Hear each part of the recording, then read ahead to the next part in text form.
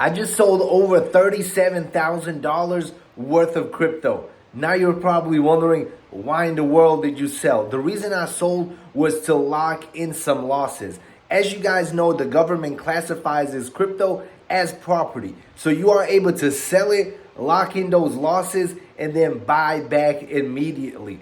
And that is exactly what I did. I sold some of my positions that I believe in the long term that were in the red today, especially positions that were down like 5%, 10% or more. I pretty much sold and bought right back in. I still believe the bull run is still going to happen, and we're going to have a massive year probably in 2022 in early January, possibly into February. I believe this bull run is like a lot longer than the previous ones. So I definitely want to hold on to these positions, but I definitely want to lock in those losses.